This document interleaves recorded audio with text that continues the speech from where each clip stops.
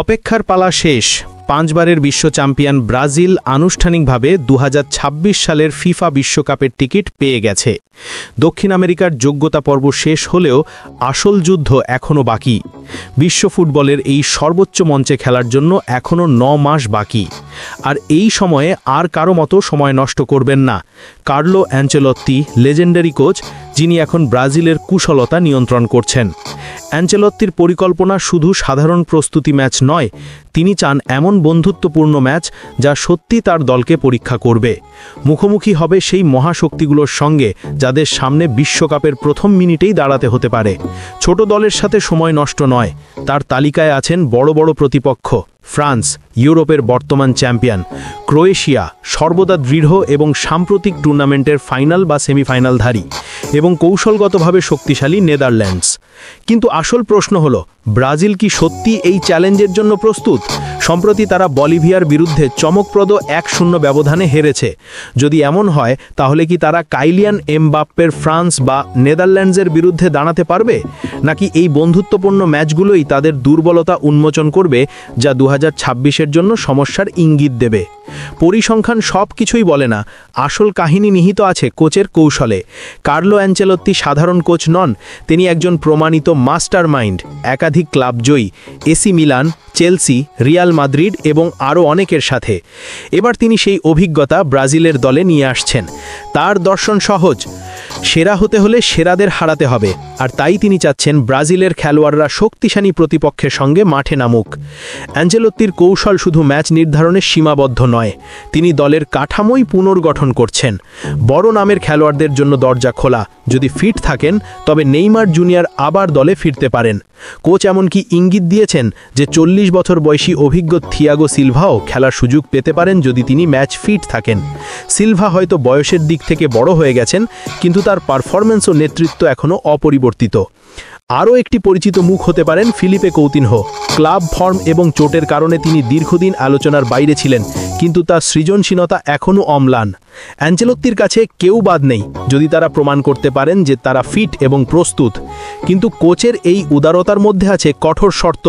অ্যাঞ্চেলত্তি স্পষ্ট করেছেন, বর্তমান ফর্ম এবং নিয়মিত ক্লাব খেলার সময়সীমা নির্ধারণ করবে কে বিশ্বকাপে যাবে।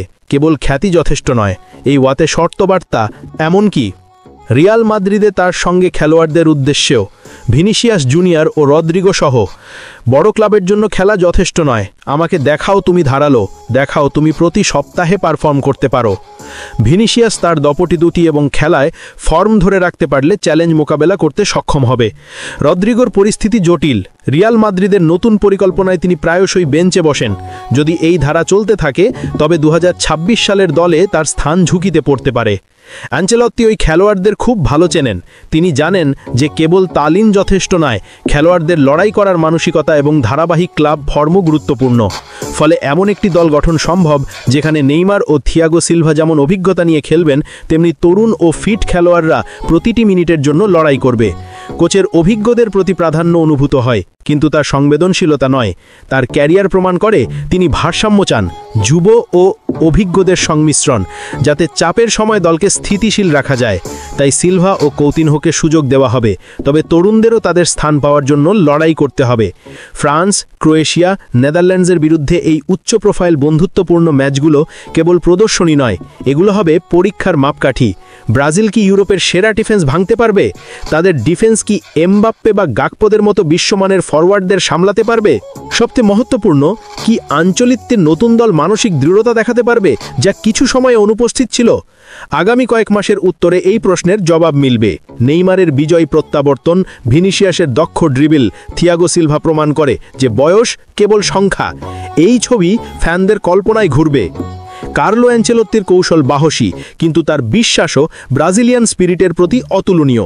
খেলোয়াড়রা যদি তার চ্যালেঞ্জ গ্রহণ করে, ক্লাব ফর্ম ধরে রাখে, প্রতিটি মিনিটের জন্য লড়াই করে এবং এই হাই স্টেক্স ম্যাচগুলোকে গ্রহণ করে, তাহলে ব্রাজিল 2026 বিশ্বকাপে কেবল অংশগ্রহণকারী নয়, প্রকৃত দাবিদার হিসাবে উপস্থিত হবে। গণনা শুরু হয়েছে। প্রশ্ন আর নেই যে ব্রাজিল যোগ্যতা অর্জন করবে কিনা, কারণ তারা ইতিমধ্যেই করেছে। আসল প্রশ্ন হলো, এই 9 মাস কি তারা বিশ্বের সেরা দলের বিরুদ্ধে নিজেদের ধারালো করতে পারবে কিনা?